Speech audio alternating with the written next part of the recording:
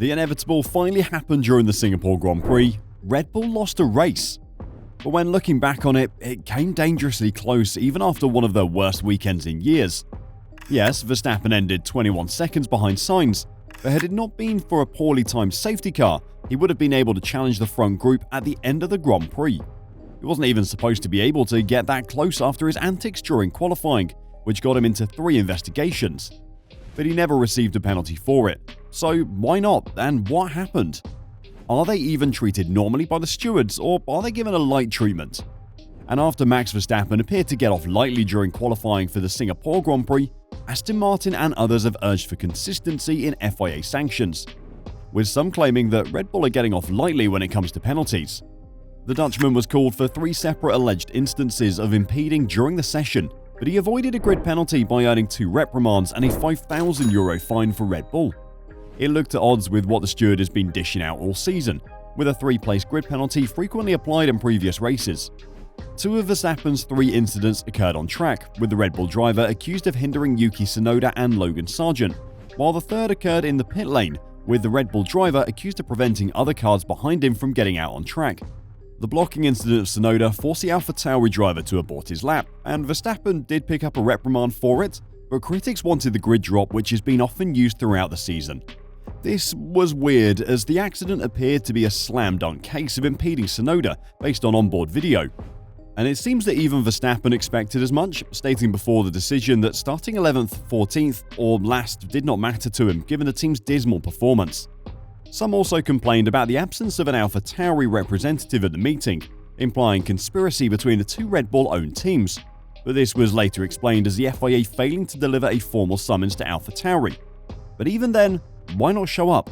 The fact that AlphaTauri did not attend the hearing concerning Max Verstappen's impediment of Yuki Tsunoda in qualifying for the Singapore Grand Prix was a sporting disappointment for Martin Brundle. Martin Brundle was astonished that Max Verstappen did not receive a penalty. Verstappen was in the middle of the circuit, not on a push lap, and the placement of his car meant the AlphaTauri driver couldn't take the correct line, so he aborted his lap. Despite the fact the stewards thought it constituted an impediment, the driver received simply a caution. Brundle was taken aback, and he believes Verstappen and Red Bull would have been as well. Quite how Max Verstappen didn't also get a penalty for impeding Yuki Tsunoda in qualifying, when considering other penalties applied this season, was a great surprise to many in the paddock, which I confidently predict includes the team and driver in question, he wrote in his Sky Sports column. That Tsunoda's AlphaTauri team didn't send a representative to the hearing, albeit as the junior Red Bull team, was a sporting disappointment to me. And not just for Martin Brundle, as other teams amongst the grid let out their feelings on it as well. And all Aston Martin and the other teams want is consistency, with FIA impeding calls which has been lacking recently. And the absence of this consistency, with 3 incidents involving Verstappen, has astounded the grid. Are the FIA trying to protect their golden boy? Or was it just a series of bad decisions? Tom McCullough, performance director of Aston Martin, has been clear and stated that he wants to see consistency in the penalties imposed. The stewards have all of the information, he explained. From our side, when you've been impeded, it's frustrating. What we really want is consistency. And this lack of consistency and AlphaTauri not showing up for the hearing has obviously resulted in people bringing up conspiracy theories when it comes to the FIA and Red Bull. F1's conspiracy theorists were out in force when it revealed AlphaTauri were a no-show for one of Max Verstappen's hearings, escaping with not 1 but 2 reprimands instead of grid penalties for his antics in qualifying for the Singapore Grand Prix. Verstappen was summoned before the stewards for a lengthy delay at the end of the pit lane that impeded competing drivers as well as Logan Sargeant and Yuki Tsunoda. As a consequence, he received a reprimand, no action, and another reprimand. However, analysts concluded that the latter was a foregone conclusion because onboard video revealed Verstappen was in the middle of the circuit, not on a push lap, and that the location of his car prevented Tsunoda from choosing the right line. Verstappen, on the other hand, received simply a caution despite the stewards' use of the phrase unnecessary impeding.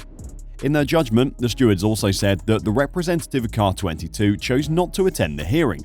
The conspiracy theorists were out in force as to why AlphaTauri didn't show up for the hearing, with the tinfoil hats suggesting it was to lessen any punishment imposed on Verstappen.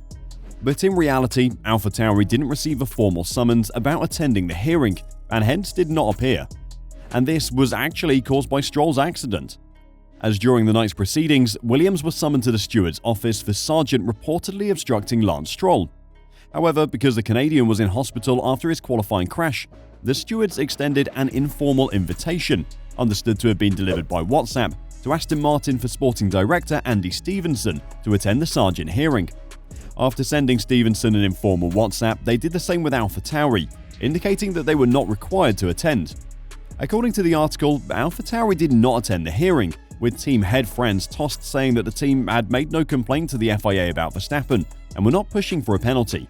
It should be emphasized that the stewards did not require AlphaTauri's version of events to reach a decision because they had plenty of evidence from the many cameras surrounding the track, as well as the onboard video.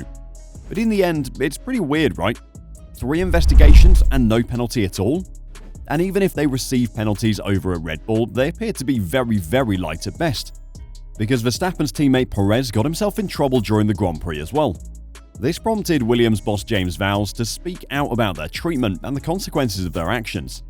And Vowles is now concerned that Sergio Perez's assault on Alex Albon at the Singapore Grand Prix, which he described as not the way to do it, may lose the team a position in the championship.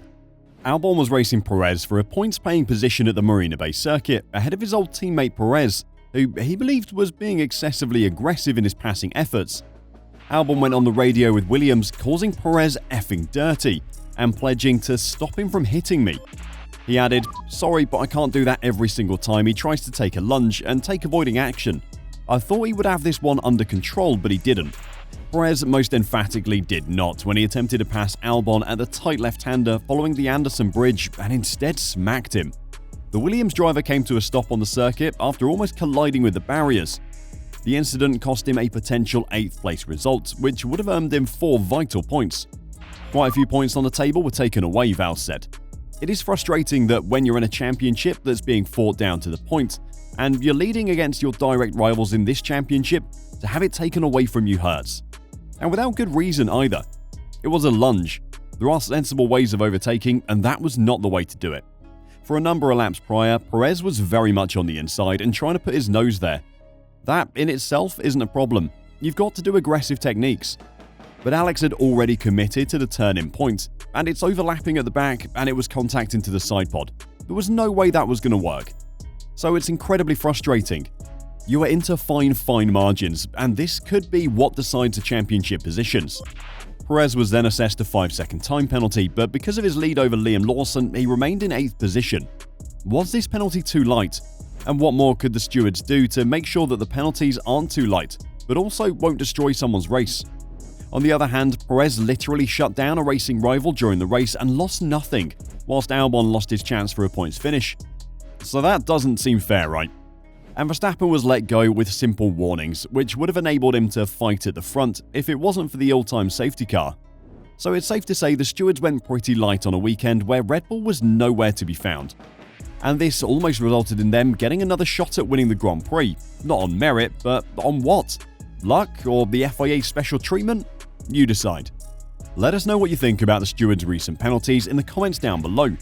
We're interested to see your take on it. I think they went in too lightly on Red Bull, which almost created a big fight between the teams, if Verstappen would have been able to win or steal a podium place.